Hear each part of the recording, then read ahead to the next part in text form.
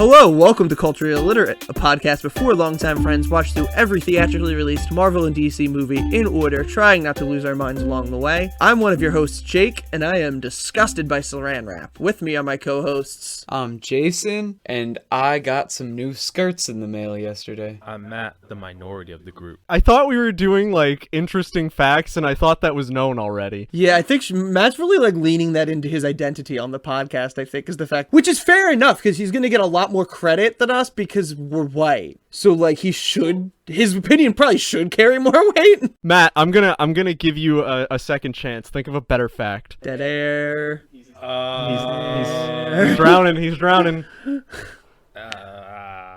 Is this how your messages on dating apps go? Ooh, lighten him up. Ooh. Can't think of a fact about yourself. Lighten him up in the intro. We'll pass it off to me. Moving no, on. you've lost your chance. You have 2 cats. That's a fine, lovely fact. Fine. You know what? I think we're gonna get cat facts every episode now. He's gonna keep just picking out facts about his cats. Oh dear God. So yeah, I am Sean, and I didn't prepare an interesting fact, which makes this even worse compared to Matt's. So I'm gonna have to think of something off the top of my head, and I don't know what that is, but I do have a recommendation. Oh yeah, you're gonna go right into the rec. We're skipping right over interesting fact and going directly into recommendations. Recommendation spelled with how many R's? 3. Is it perchance 3? It is very much three R's.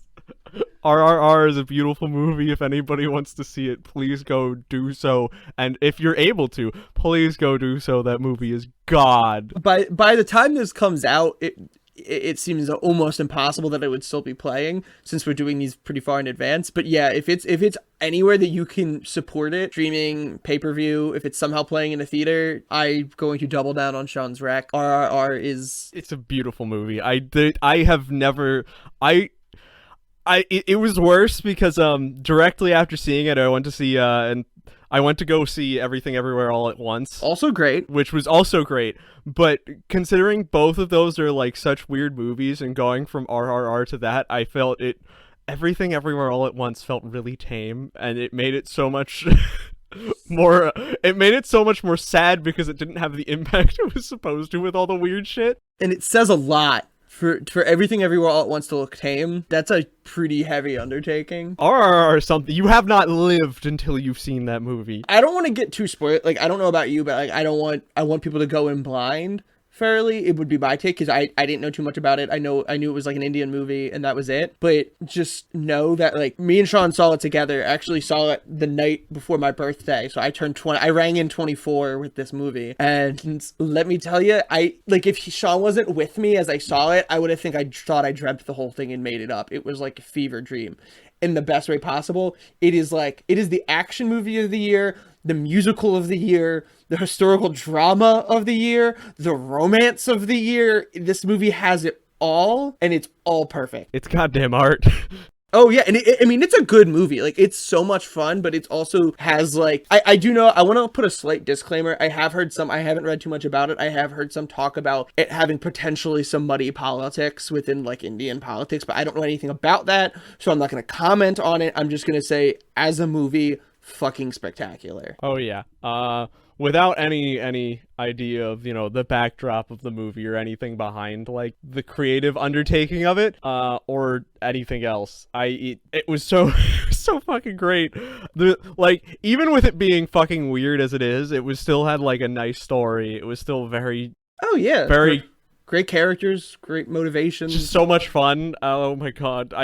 I'm trying not to say anything about it because there are so many scenes that I'm like, oh, this is fucking fantastic. But yeah, I don't want to rip someone seeing it away from the first time because I had not heard about any of the crazy moments, and I'm so glad because I was in actual awe. I had to hold back standing up and cheering. Oh yeah, well that was multiple times. That was the thing that was weird, was it's just Jake and me talking about this because neither Jason nor Matt have seen this movie at all, and they don't feel like chiming in with questions or anything apparently. So this is Jake and Sean hour. I don't want to spoil myself, but good. I remember when we had talked about it originally, the movie, before we had even thought about seeing it, I had looked it up and I saw oh, what's this movie? I didn't really know anything about it. I looked it up on Letterboxd, and all I saw was this nice poster of 2 men on a bike. and it said underneath it that it was a historical drama, and that was as far as I read the little description about what it was too, and I was like, okay, I don't see. Matt had his first Slim Jim before we started recording, and now he's burping into the mic. Oh, you muted the mic? Oh, well, so now we're just talking about your burps, and they didn't even get to hear it? Nobody's gonna even get to hear your burps, Matt. This is disappointing. All right, for context, I burped and into the mic, but context, I burped. I muted it, and it tasted like a Slim Jim, so I said it was because of the Slim Jim. I feel like Matt shouldn't be muting his mic just because it feels like a disaster waiting to happen. That is exactly a disaster waiting to happen. Being Matt, told at the end, mic. Jake, I've been muted the whole time. And I'm voting him off the island if that happens. Anyways, back to RRR, which is the best movie ever. Film of the year. Like, I went into it completely blind. Only thing I read was like a little blurb description. And even going in knowing that didn't prepare me for any fucking thing that happened in that movie at all, because oh my god, it just, like, that description does not do the movie justice. Nothing does that movie justice. I can't sit here and describe it. It's fucking fantastic. Beyond just go and watch it. Well, I'm gonna again double down on Sean's RRR recommendation. Please watch it. Do yourself a favor. And then I want to hard pivot into a story about pornography. Soft pornography, but pornography nonetheless. What a great segue into that. There's zero nudity involved. So I have a full-time job, but then I also have like a little side job that I do, 1 day a week on the weekends. I'm chatting with a coworker and I'm on a laptop, doing work on this laptop. And my coworker frequently likes to call me a soft boy, which is true. That's an apt description of myself. And she says something along the lines of, if I was any more of a soft boy, I'm going to say this wrong. I can't remember. Sanrio? Scenario is what I googled. Sanrio is what she actually said. Is what was actually said. Which I shouldn't be the one to describe this but it's like Hello Kitty and shit like. Yeah, they're the company that owns Hello Kitty, Gretzko. And they do a bunch of like cute little animal shit. Yeah. I used to have one of their mascots that's like a little pillow. Oh, okay, good. So you know what I'm talking. Yeah, I know the company. Okay. It's like, other than like Hello Kitty, they also have like a little frog thing. I don't mean this in a racist way, but I kind of was figuring you would know. I mean, yeah, basically. Well, I just knowing based off of the things that you like, it would seem weird to me if you hadn't come across it. Let me see. Really? I'm gonna look up. Well, I like the. I no, like when I was a baby. You like things from Japan. I do. Nintendo. Oh, okay, yeah. That's anime. True. I occasionally watch. Okay, you like it a lot more than me. Yeah. So I just figured, it's not impossible that Matt would know. There's a lot of Sanrio characters. Anyway, we're getting way it's like a little frog with a striped shirt. It's like red and white. Do you know? I have never seen it before. The primary two things that I know about Sanrio are Hello Kitty and Gretzko. Okay. The point is, I didn't know shit. I had never heard of this term before. So, and I know Matt's the only one in the room that doesn't know this story. So this is really a treat for him. Hopefully you get a kick out of it. So I just do a Google real quick and just Sanrio, just try to spell it. And I don't know what I typed. So for anybody who's going to be looking for what I just described, sorry to disappoint, but I don't know what I typed. You're going to have to wing it and hope. But whatever I typed wasn't Sanrio and gave me big titty hentai girls. Fully clothed, fortunately, because again, mind you, I was on a work laptop, not incognito, because I didn't think I had to be. And I'm getting big titty hentai girls. So I'm, at this point, fortunately, there's like no one else there. So we're cracking up. And I panic. And I'm like, I'm trying to get this off the screen because like we're like facing a door. If someone walks in, like, it could be kids come in all the time. Like, so I panic and I try to type and change it. And I accidentally change it to Scenario. Sonario. And I got some very steamy, not totally not safe for work, but steamy, sensually charged Sonic Mario fan art. That's awful. While trying to look up cute animals, I've looked up softcore porn twice. On a work laptop, in public, in broad daylight. I don't see the issue. How did you bell the first word? I don't, that's what I said. I have no idea what I typed the first time. Because you say it was it's not on my laptop. I can't look it up. It's on the Word laptop. Never mind. Yeah, it's on the one at the Yeah. So you're saying it's what you type in Senren? I have no idea. And I don't know if it's what I typed. Matt, why are you trying to guess? First of all, Matt. Because here's the thing, though. It's okay, here's the thing, though. Back in the day, I had a friend. Don't give us some revealing information about yourself. I had a friend named Liam, and one day we were talking about 3DS games, and he was incredibly hyped for this game called Senran Kagura. It is This is Senran, Senren. I forget. It's like Sen. I guess Senran and Kagura is Agura maybe because like No, this isn't it. The titties aren't big enough. Yep, I've just looked it up. I thought they were This is very weird. humongous.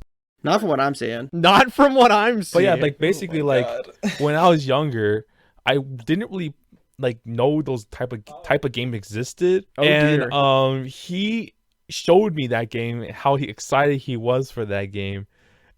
I was to think to myself, What the fuck is this? it's a ninja booby game. That's a hell of a sentence. It's a ninja booby And the game. delivery. It's a ninja booby game. That's my favorite I'm- kind of game. It's I'm basically like one of those like Dynasty Warrior games, but like with big titty ninjas. And like I'm just.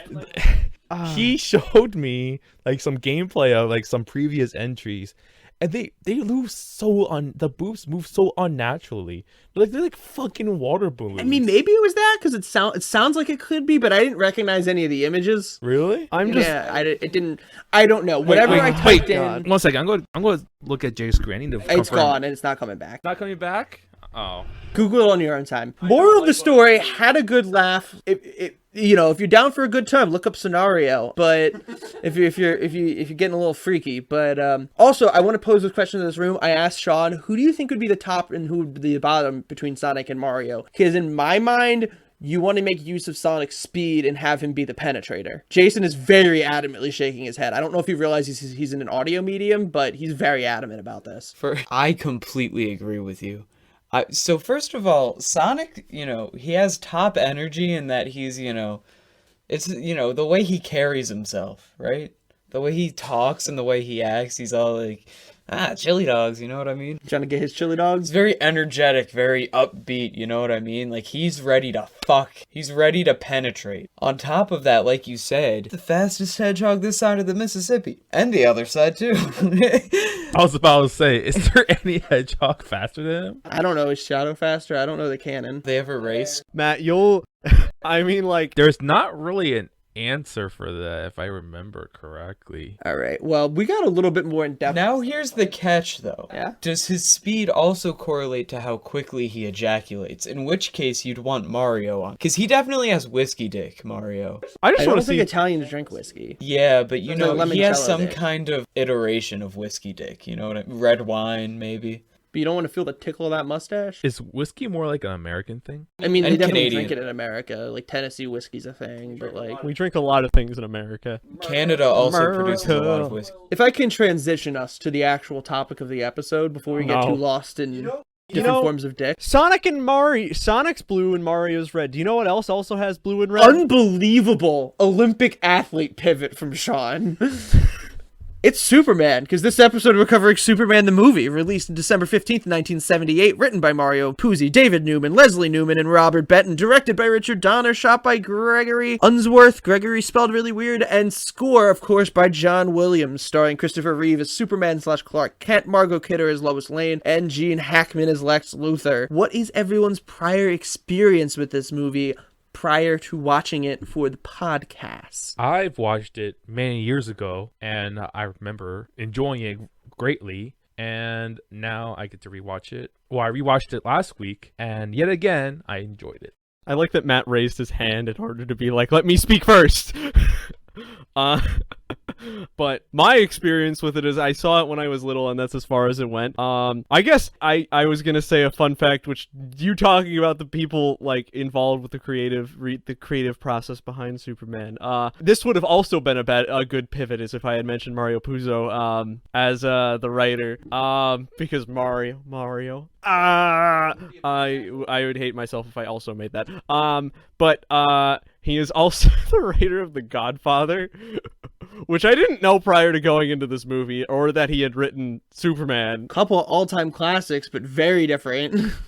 I mean, it takes talent to go from like that to this. Oh, absolutely. Luca Brasi. It's also pretty funny how we've seen like both in the same year. Oh yeah, so as we this year that this was recorded was the 50th anniversary of The Godfather, so actually none of us had seen it before, so we all went to go see the Dolby re-release, and lives up to the reputation, that's for sure. I did not care for it. Fuck you, Jason. I know for a fact that that's a lie. I know you cared for it. You can't not like But Superman, my experience with it, I had only seen like probably like 10 years ago almost. I saw one scene from it, which was the scene, very famous scene of Superman coming to Lois on her little balcony patio type thing where she has so many plants. Oh, just an ungodly amount of plants. And then they fly around and everything. Yeah. Yeah, which is a great scene. I remember when I was like I said, it was like 10 years ago, so I was 10 or 11. When I saw it, I thought it was boring, the part where they were flying, and then she had her eternal monologue about, the can you read my mind thing, goes into all that, you know what I'm talking about? Yeah. I can see how that'd be boring for a kid. Yeah, exactly. Like, when I was a kid, I saw that scene, and I was like, this is stupid. Why isn't he punching? Right,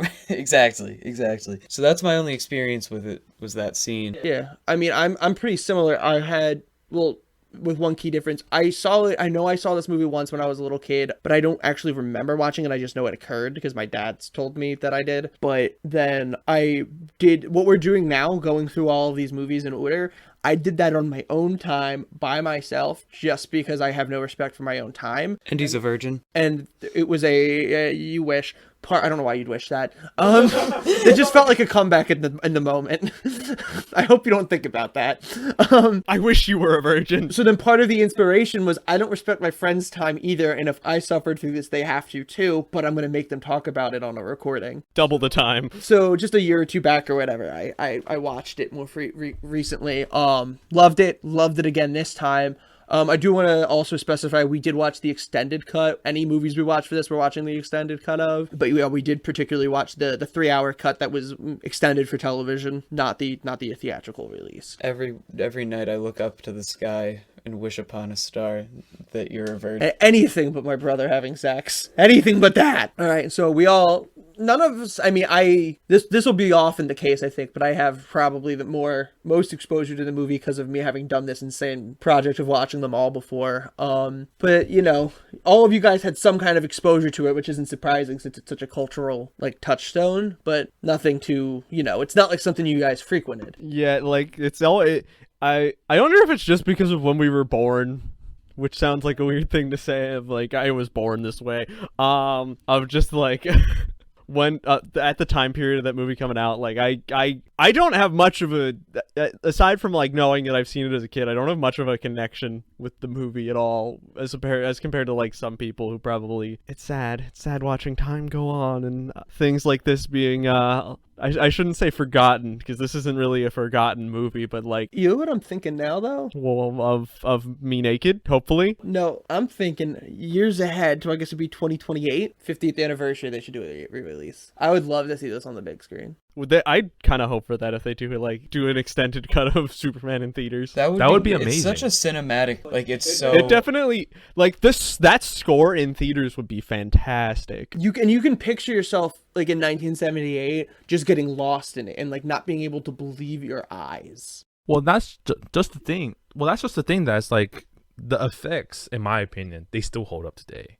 Absolutely. They are so beautiful. Some of them. Well, some things. I think some of them. Even to they hold up better than a lot of. Yeah.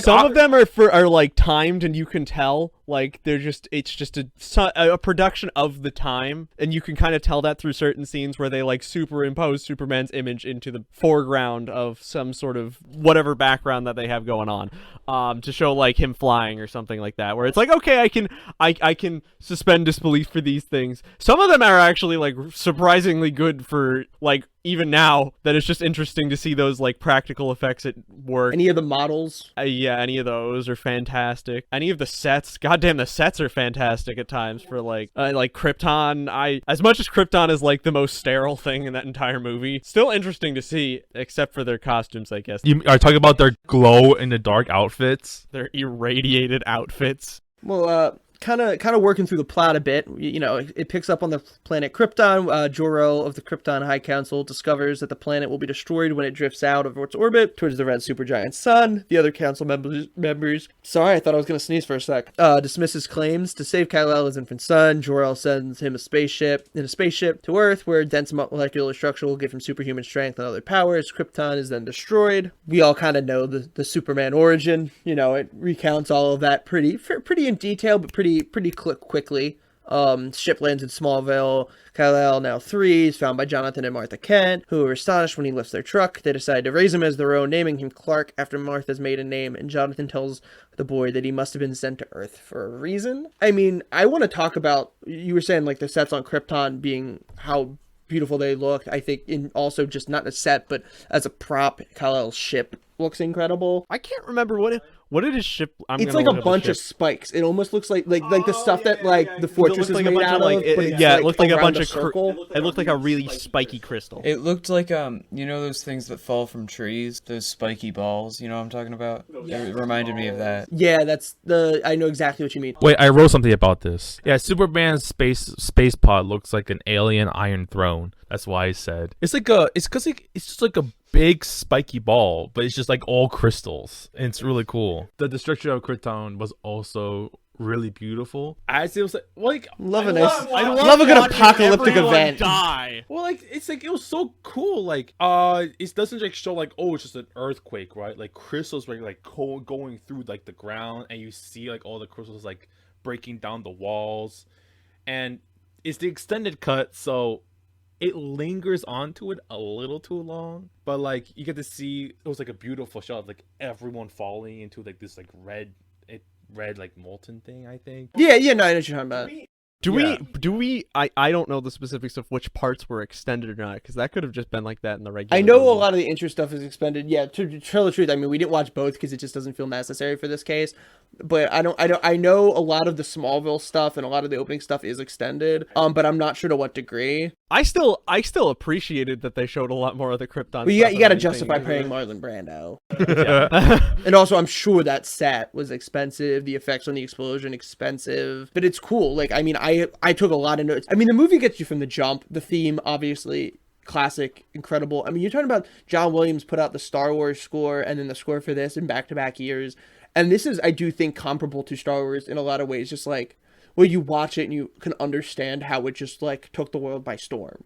And, like, was unbelievable to watch in theaters at that time. Well, like, the theme even, it still fits Superman now. It's just how timeless the character is. I'm sure this is picking up on the mic, but my dog just started losing his shit, so I apologize. Is Mother home? This is going to happen from time to time. Yeah, I mean, I think it gets you from the jump, the visuals, the theme. Them mispronouncing Krypton as Krypton drives me a little insane, but I think one of you mentioned it earlier. The glowing costumes that people in Krypton have go crazy, and they really shine when, especially literally and figuratively, when Krypton's destroyed and everything's like got this like red hue. Oh yeah, I did feel like that was a neat touch, especially when like the entire time they focus on how everything's white and like just very meant to be pure and pristine in a way, and then like all of a sudden everything's getting destroyed and it's like everything's tinted red and it's like, yeah, we're all dying. But I think that was a neat, the colors in the movie are great too. Oh, so I was gonna say, like, I love the fact that it wasn't just a simple explosion. You know what I'm trying to say? It's a like, well, yeah, obviously like earthquakes happen. It happens in like other Krypton destructions as well. But like, it doesn't just like earthquake happens and then like boom. They show that in like the animated series, I'm pretty sure. This one, like you see like whole buildings getting destroyed and then people like falling into like huge abysses, and then they like shoot one of these, and it's a little haunting because of their glow in the dark costumes, their silhouettes are very clear as they're falling to their deaths. I agree with you. I mean, it just looks great. Well, like that's all my notes say. He's like, oh, it looked good. Same. This looked good. Oh, what a wonderful landscape shot. I did remark about how, I mean, I think in however 20-30 minutes it takes place, does a much better job in terms of being a climate change movie than like Adam McKay does with Don't Look Up, thinking he fucking reinvented the wheel there when Superman was created in 38. I mean, Superman's always been loaded with, you know, environmentalist messaging in that regard, but it's really effective because you're watching a world blow up, a world that looks so advanced and beautiful, even if it is sterile. And it is interesting how like that movie came out almost 50 years ago and it's like it's still so relevant, like still such a relevant topic and issue that needs to be addressed. That'll come up more too, because you can talk about Superman as a reflection for immigration, for someone who is very literally an illegal alien hiding in broad daylight, as well as within Lex's plans in this movie that we'll get into with acquiring land, specifically acquiring land from Native American people as this white billionaire capitalist capitalist going in and buying up land for cheap to take it, basically essentially stealing it from native people and then selling it for profit so that he can, have money and power. In my opinion, the movie slows down a little bit after a lot of the Krypton stuff and the initial landing of Kal-El. It's not bad. It's still plenty enjoyable. It still has a lot of charm, but some of the Smallville childhood stuff it's just a little slower. After Jonathan's death from a heart attack, 18-year-old Clark Kent hears a psychic call and discovers a glowing green crystal in the middle of his spacecraft. It compels him to travel to the Arctic, where a fortress of solitude resembling the architecture of Krypton, so of course also gorgeous as a set, emerges from the ice inside a hologram of Jor-El, explains Clark's true origins, and after 12 years, I'm yawning because I'm unprofessional, of educating him on his reason for being sent to Earth and his powers, he leaves the fortress wearing a blue and red suit with a red cape and the House of El family crest blazoned on his chest. Becoming a reporter at the Daily Planet in Metropolis, Clark meets and develops a romantic attraction to co-worker Lois Lane. That symbol meant hope. You forgot to mention something, and is that Clark gets very frustrated when he gets cock blocked. I was wondering why I wrote no, I know exactly what he's referring to because it's in my notes too, and I wrote Superman's horny rage at not getting cheerleader at football. Ain't that mad though? He kicked the football like thousands of feet away. Things, it's like a high schooler threw a football out of frustration. He's hardly like hulking out. I like the scene where he runs next to the train, and the train scene's great. Well, but also just because his legs just flapping around like a marionette. His feet don't touch the floor. But see, the effect itself was impressive. It looked like a little bit that he was actually there, but his feet weren't really touching the floor. It was kind of like I'm doing physical things again. I can't do that through a podcast.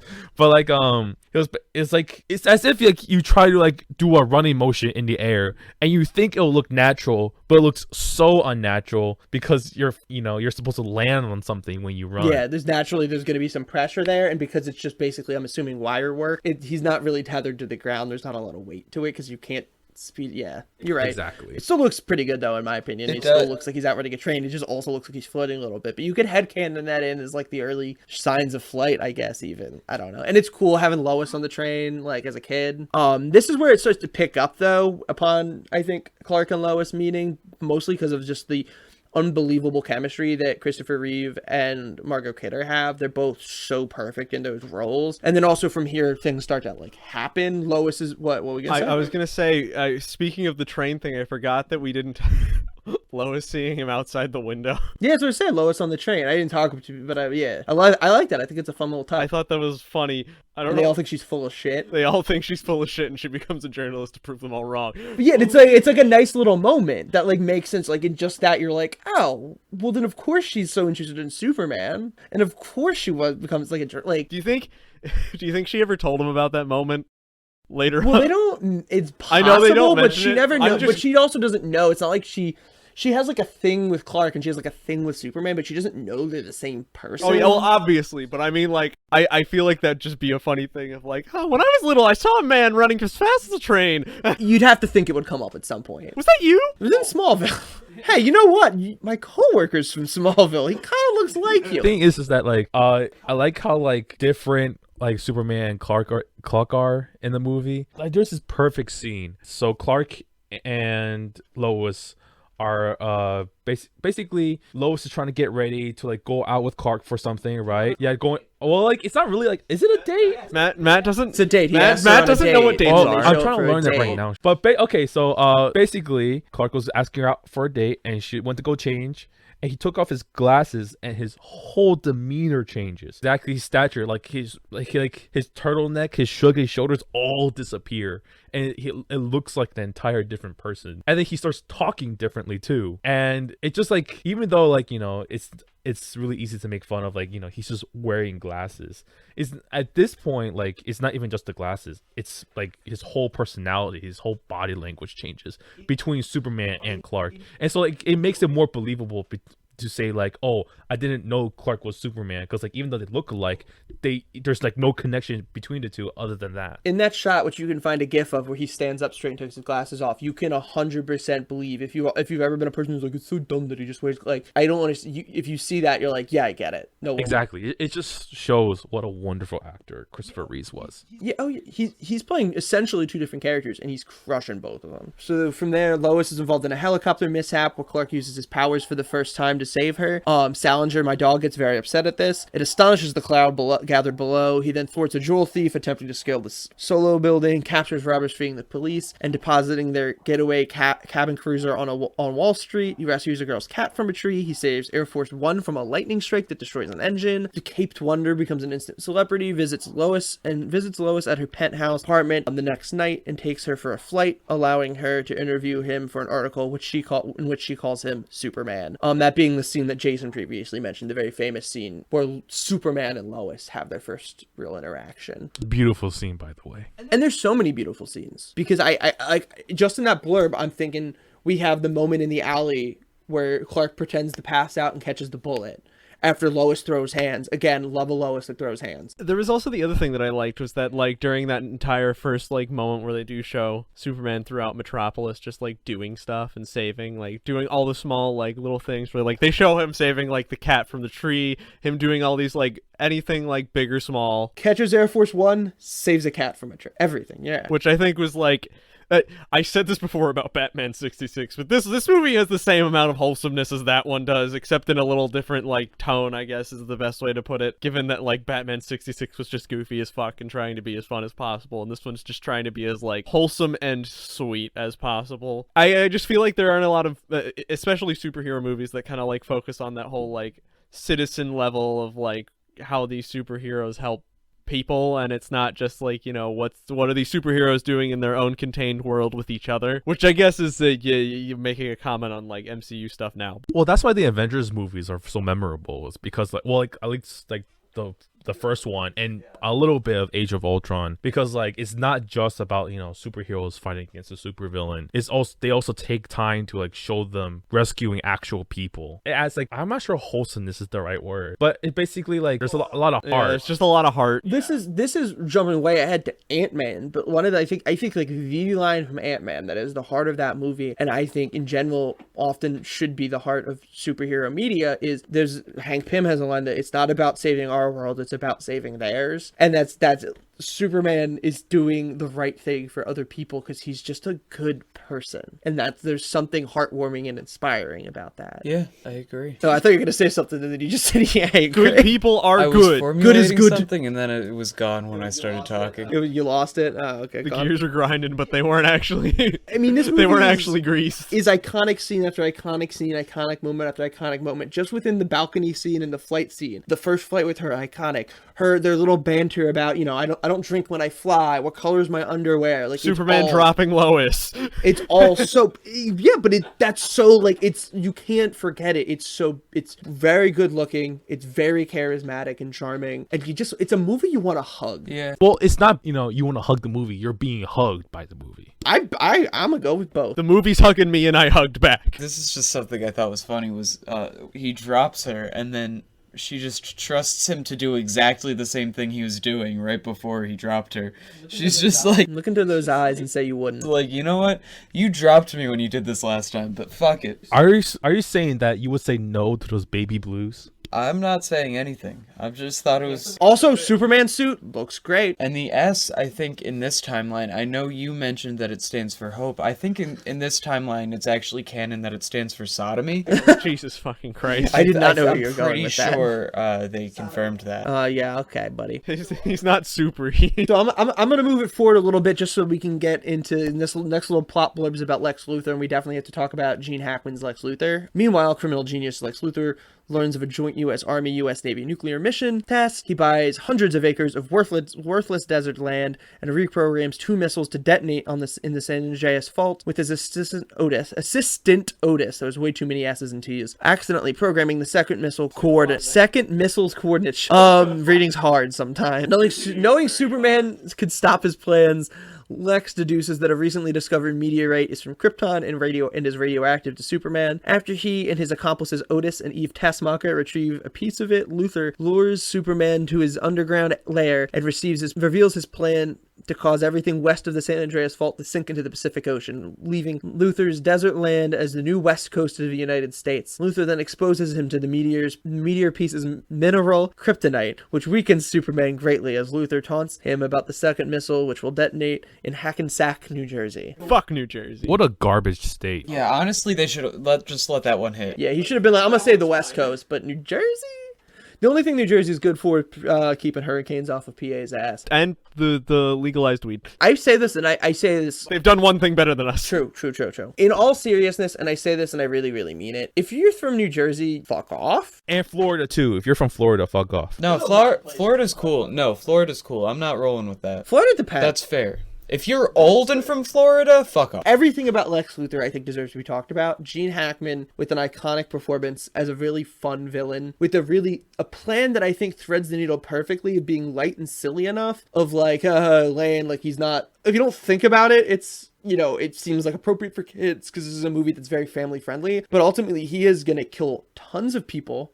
It is rooted again in this white capitalistic buying up land from Native Americans to make money off of it, taking their homes away, killing people. Really compelling, genuine threat, and a threat that it's hard to write in for being potentially difficult for this Superman to stop because he's so in the dark about what Lex is, and he doesn't know Lex has the kryptonite. I can keep going, but I mean, this is another example of just in that paragraph that I read. There's so many scenes within that are so memorable, and I agree that I think it does thread a perfect needle of, like, it seems somewhat campy, for lack of a better word. It's a very, like, fantastical, ridiculous plan, but also, like you said, it is a very inherently evil and despicable thing in that not only is he practically stealing land from all these people, he's also then going to kill all of them and whatever. Now, here's my hot take. I don't like, who's his name? Gene Hackman. I don't like him as Lex. Gene Hackman? You don't like him as Lex? Like, I feel like he's like, he captures like, you know, like silly superhero, but at the same time menacing. I feel like he balances that pretty well because like the character in the movie is pretty silly,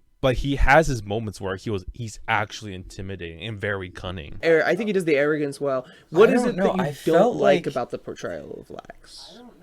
I felt like it was what I always kind of like about Lex Luthor as a character is that like he's such a public figure, you know what I mean? Him being hidden. I didn't like that he was so like his lair was very cool, but I didn't love that he was just kind of like an underground thing. Picks up where he's already a criminal, so he's now in this underground lair hiding, whereas typically you'll see him as this respected figure in society that kind of alternates between his public image being bad and then restoring I bet it. you didn't like him because he wasn't in The Social Network. I am a big fan of The Social Network.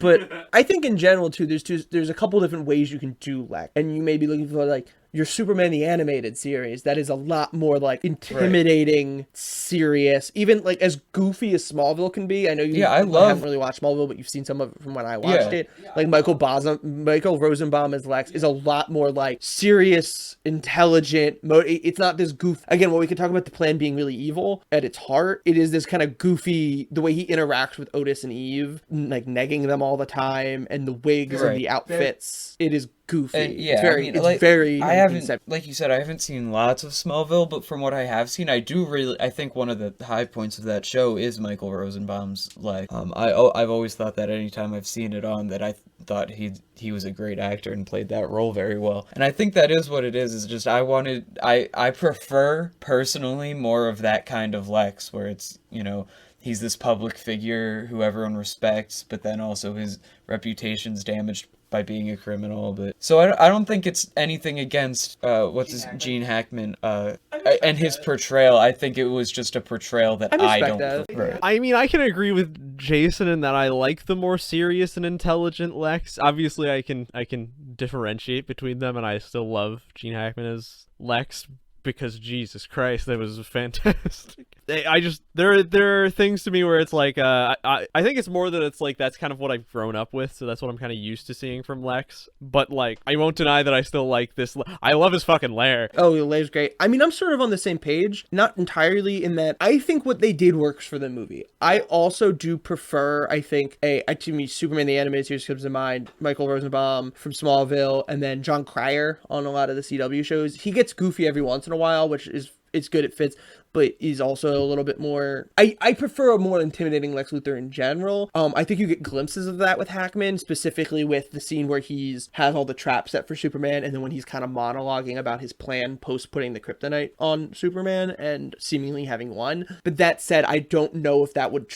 I think given what this movie is, I don't know that that works. I don't think you could transplant I don't think it would work at all. Gene Hackman probably gives my third favorite performance of the movie, because I would put Christopher Reeves as Clark/Superman, and then also Margaret Kidder as Lois ahead of him. I think he does a really, really good job with what's here. I totally understand not liking the direction of Lex. Again, it's not necessarily my personal preference, but I don't know if there's a way to do it better within the context of everything else going on. And at that point, you're talking about like, are you just restructuring the whole thing in tone? Well, yeah, no, I don't think I would ever want that to change by any means, because like, yeah, if you changed the villain to be like serious and evil, I don't think it works in this movie at all. If you make him like overtly serious, then it's kind of like you lose the charm and like the fun goofy nature. I shouldn't say goofy, but the fun like heartfelt nature of the movie. You kind of lose that if you make the villain like this super serious bad guy who's just out for blood, or like out for their own gain, but in like a very real world context, if that's the best way of putting it. Because like if they made that more grounded, which I know it is still to some degree grounded in like obviously not the missiles shooting the land to break it off and create your own coastline, but like the stealing of land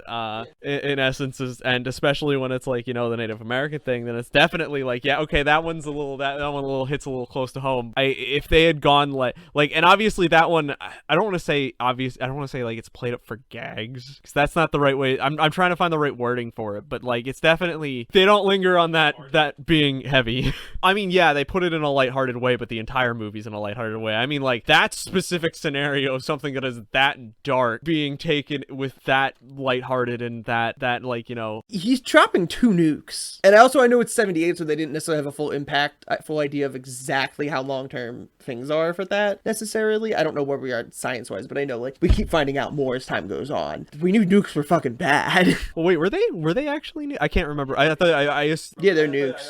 I believe they call them they refer to them as nuclear, because I think it's like a nuclear project or something that the Army and Navy are working on. But I appreciate Jason bringing that up, because so far that is the most I think we've had any kind of... We were all kind of almost completely on the same page about Superman and the Mole Man and Batman and this movie up to this point. So I'm looking for moments of somebody having a hot take about not really being crazy about Gene Hackman as Lex or something like that. Well, the thing is that, you know, shout outs to Mr. Krabs, because he plays a fantastic Lex Luthor. Oh, yeah. For those who don't know, Clancy Brown is the voice actor for both Mr. Krabs and Lex Luthor. Yeah, wrap your brain around that. He is a legend. I'll be honest, he plays my favorite version of Lex Luthor, mostly because of nostalgia, because I grew up with like the Justice League series, and that series still rocks today. The Superman 1970s movies, Lex Luthor, is still great. But like the thing is like, yeah, you can't put like a Clancy Brown Lex Luthor in that movie. He's too serious. It's too sinister. It'll like change the entire tone with the movie. So Eve Tessmacher is horrified that Luthor doesn't care that her mother lives in Hackensack. Luthor leaves. I think it's so funny that it ends up in Hackensack, not like New York City or anything. Luthor leaves Superman to die, knowing he always keeps his word. Tessmacher helps Superman on the condition that he'll stop the eastbound missile first to save her mother. After being freed, Superman diverts the eastbound missile into outer space, consequently preventing him from reaching the westbound missile before it explodes in the San Andreas Fault. Massive earthquakes erupt across California, damaging the Golden Gate Bridge and breaching the Hoover Dam. Superman mitigates the effects of the explosion by sealing the fault line, which I think is the coolest part of the movie, when he goes inside the San Andreas Fault and just holds it together. Effects look great, hold up pretty well, but then being practical. And just Superman doesn't fight anyone in this movie. There's plenty of action. but it's all saving people, which I think is interesting. There's really no punching. He just I forgot about that part. I do actually like that about the movie. It's like, I think there are situations where in like, well, I guess I should say this because of like current movies that have been coming out, like Morbius and other things like that, which I guess I'm getting into a little bit of future movies that we're talking about. But like a lot of origin movies when it comes to this is the superhero versus evil version of themselves. And that's fucking stale, man. I don't like that. It doesn't work all the time, and sometimes it's fine. Like, I could take it from, like, you could debate whether, like, you know, things like Iron Man have that in there with Ironmonger, like, you have that with Ant-Man. There are times where it's fine, and there are times where it's, like, fucking, again, Morbius, where it's just the same thing, and it just happens way too often, which is why I appreciate that, like, this movie for its time even didn't bother with that notion, which even Man of Steel, you can say, does that too, the first Man of Steel, because it's him and Zod. So it's like, it's just nice to see, like, the origin story, but to also see, like, it's about him being a superhero more than anything else. There's no villain for him to fight. It's him, or I guess there is a villain for him to fight, but it's not really like physically, I have to fight Lex Luthor in this boxing match and I'm gonna beat the shit out of him. It's more the situation of, like, you know, things are happening and how does Superman react to it and what does he do to help the people that are there. It's not about, like, what can I do? It's not about, like, you know, the fight in between. It's more about the what does he do that makes him a hero more than anything else. Yeah. Yeah, it puts emphasis on how much he cares. Not even though there's plenty of feats of strength, that's not where the focus is. It's not like almost like fetishizing it. And I don't even mean that as like an attack on like a Man of Steel or any other things, but it's just it is a little different. It's a product, I think, a little bit of its time in that respect, in that it is. And maybe it's practicality, maybe it's because it's like, okay, well, Lex, you know, we've written in this Lex Luthor and this is pre-mech suit Lex Luthor, like what's the fight gonna be? But it's just nice to see.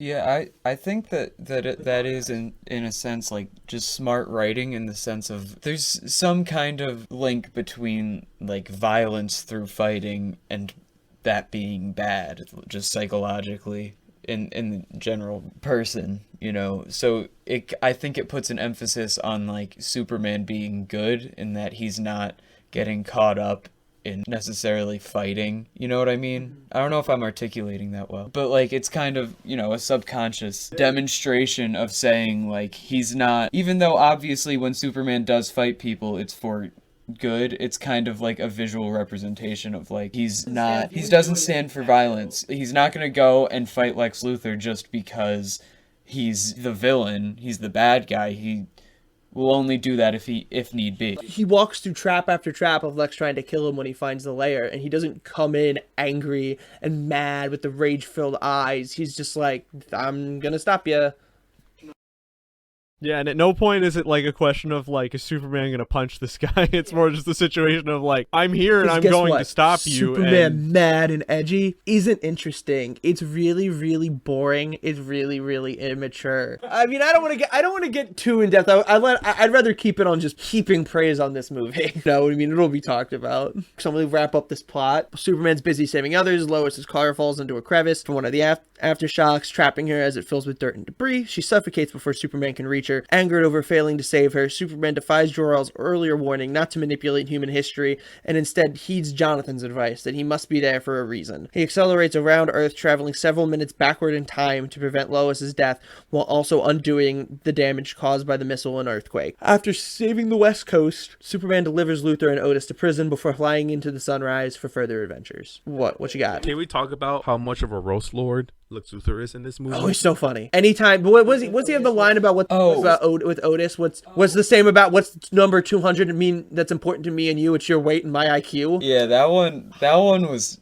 gas. He just ripped him. Anytime Eve has like moral quandaries and he's just like, yeah, fuck, couldn't care less. Well, yeah, isn't that the one thing, like, when she's like, my mother lives in Hackensack, and he just looks at his watch, and he's like, eh? He goes, no, she doesn't.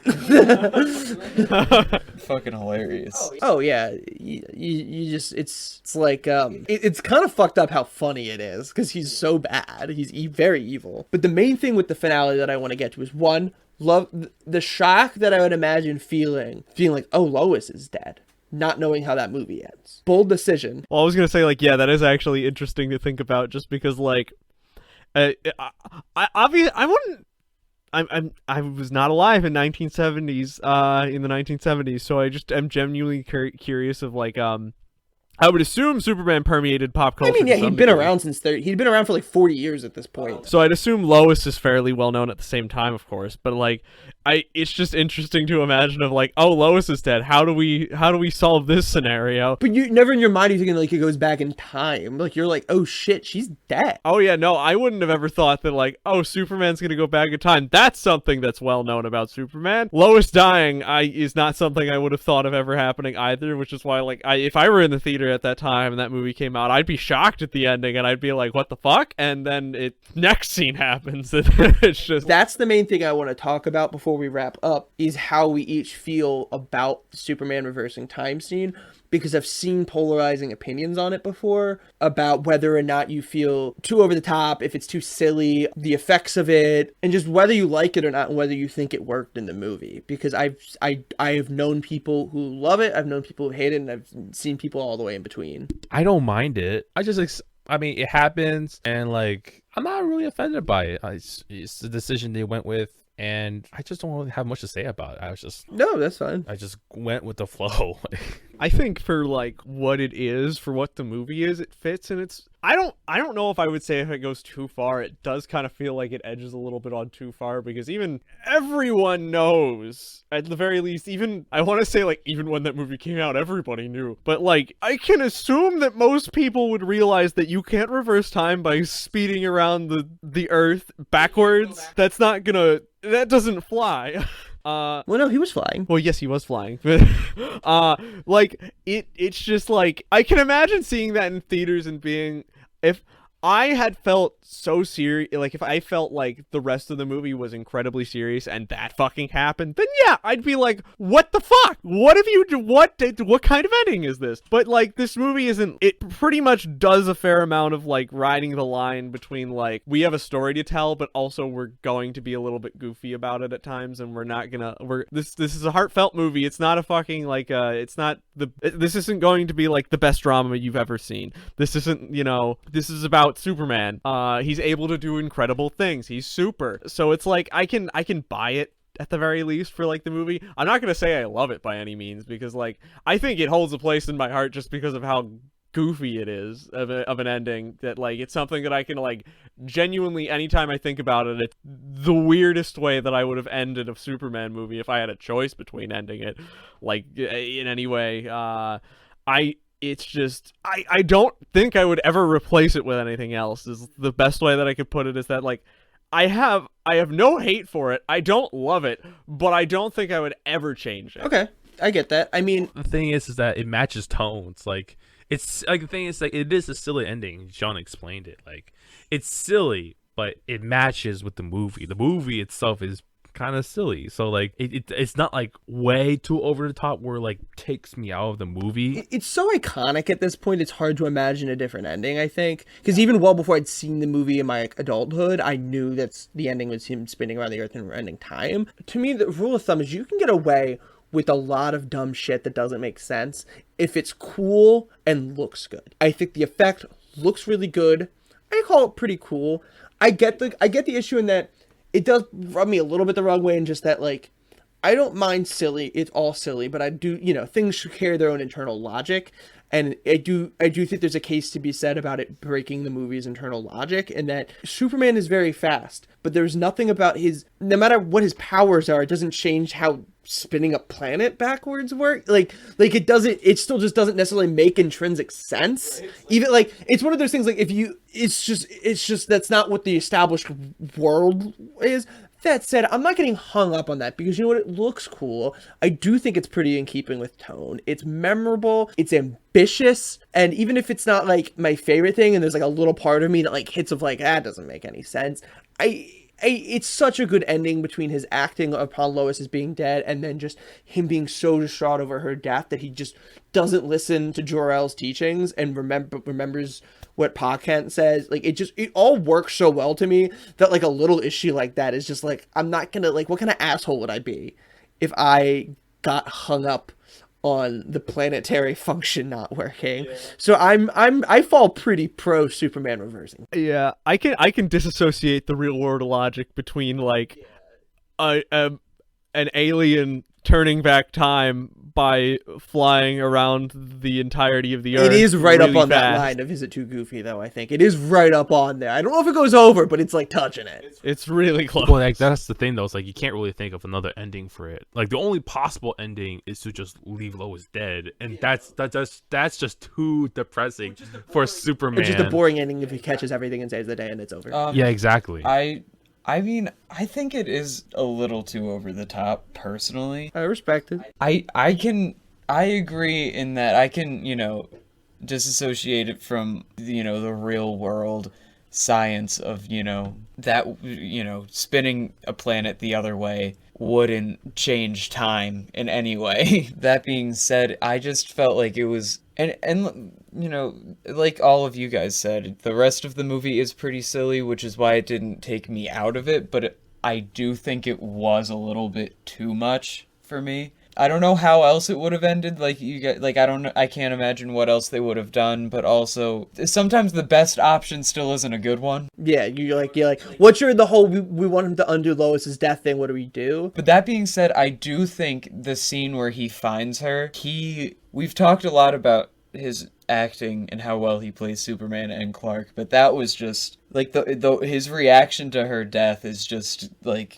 fantastic. So some of the best acting, I think. One last thing on the matter, just because I just thought of it and I think it's relevant to bring up, is just I also do think there's something to be said about maybe taking the scene a little too literally, and that like I don't know that this is necessarily what they were going for, but I think this also could be said that like maybe I do think in theory if he flew fast enough he could like break the time barrier or whatever. I mean, that's like you have Flash doing shit like that in the comics, so like he could go back in time, and maybe really the just best way to resolve it is just if you're trying to visualize that may, especially given the time period that they were making this movie, maybe that's just the best way that you can really visualize him going back in time. That said, I want to kind of try to wrap this thing up. So as per usual, favorite thing, go around the room, favorite thing, least favorite thing, and a would you recommend. I'll start off since I'm talking already. There's so much to love about this movie. The score, the sets, so many of the performances. But I have to just fall back on Christopher Reeve as Clark and Superman. He's so perfect in both roles. He fits the movie so well. He looks so good in the costume. He is a perfect Superman. And it's no disrespect to anyone else who's played the role of Clark or Superman. I've really actually loved pretty much all of them. I think Cavill's great, Brendan Reynolds, Tom Welling, Tyler Hoechlin, they're all great. Hoechlin may actually even be my favorite. I don't know. We'll see how that show keeps going. But in my mind, like Christopher Reeve will always be Superman. He is absolutely perfect for what this role was. And no matter how good anyone else is, you can't take that away from him. It's so iconic. Least favorite thing, I don't really like, the one scene I really don't like is when they steal the missiles one time that I thought the humor doesn't really work, the slapstick humor when they have Eve pretend to be passed out and it's like, oh, they're all distracted by a hot girl who's unconscious, and then Otis is dumb and Lex it's just all very like, it's so corny and so kiddie in a way that like, I don't think it's funny. I don't think it works well, and like, I don't know, it just goes on very long, so that's probably my least favorite thing. It's like the one scene in the movie that I'm just like, man, you need to tighten that up or something. But what I recommend, of course, only three movies in, but this is definitely my favorite one so far. All-time classic, the type of movie that anybody, whether they love superheroes or not, should watch once in their life, because it's just cinematically, this is like a cultural pivot point. It is just like, and it is an essential viewing for anybody. Yeah, my favorite thing was probably the sets. I thought they were, like, every set they were in throughout the whole movie, beginning to end, was very scenic, very, things were well placed. I think, in particular, the setting of the Daily Planet, like The Office, I think just something about that room, and then there's this one specific shot of a hallway, and it just really just like scratches an itch in my brain that I just really like how it's all set up.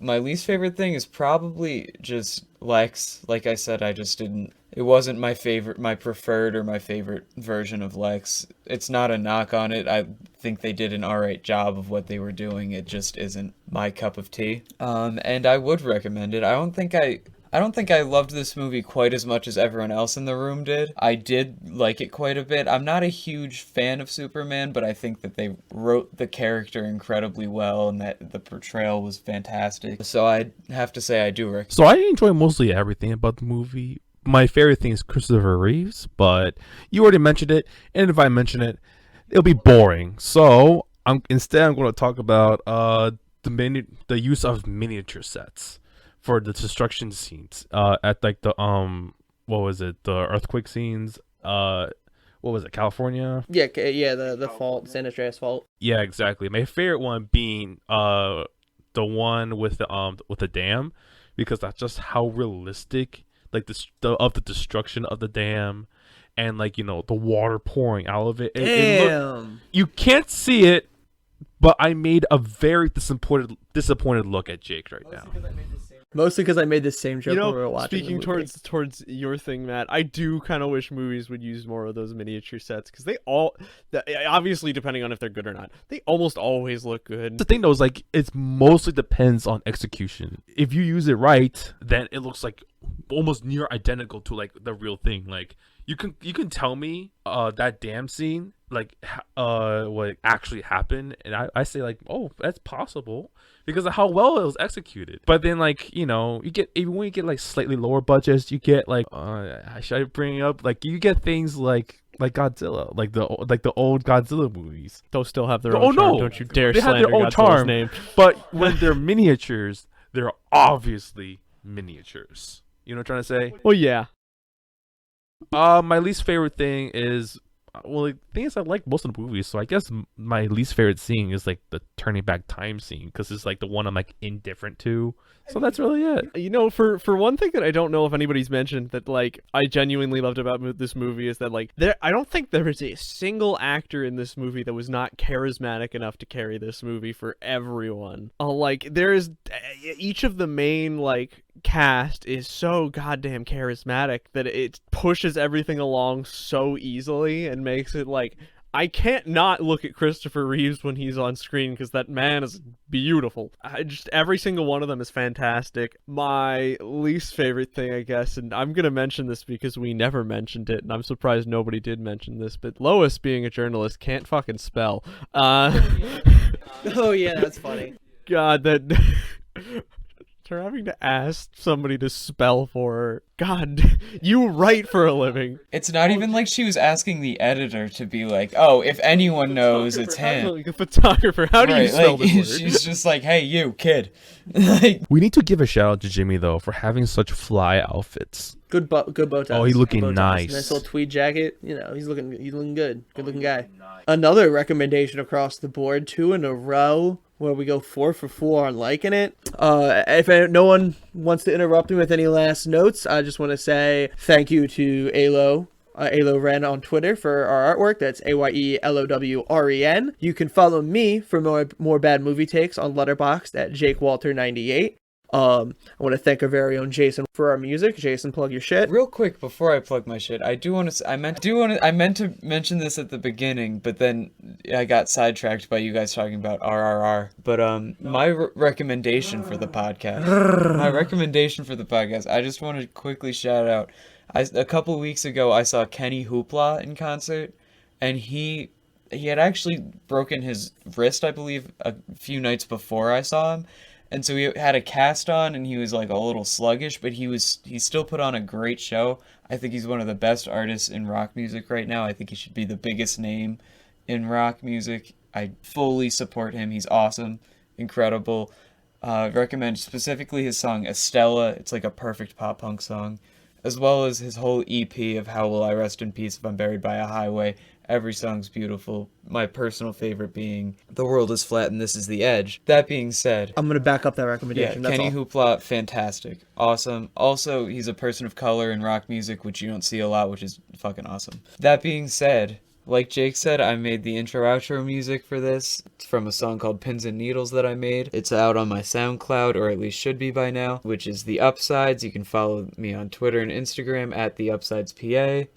And Did Jason ever upload the music to the folder? I think we're still waiting on that, but it's fine. He's technically got time, but I swear to God, if we get to the time when we finally upload these, I'll get there. I think it hurts more that the song, we're gonna keep talking about this until you actually do it, but the song is out. He has it. It's not out. Wait, No, it's not. It's not out. It is mostly finished. It will be out by the time this comes out. It's going to be a running gag until Jason puts it up. If you're interested in continuing to check us out and hearing that sweet, sweet intro music from Jason, you can follow us at illiterate_pod on both Twitter and Instagram. You can also reach us at culturalliteratepod@gmail.com. All episodes will be on YouTube as well on the Culturally Illiterate Podcast channel. We're doing bi-weekly episodes for now. Next episode will be Superman 2, and we'll be covering both the theatrical and the Donner cut. So that's where we'll be at if you're watching along. I recommend checking out both cuts. It's a very, very interesting conversation I'm sure we'll have about the differences and the story behind that. And just thank you for listening, and we will talk with you again next week.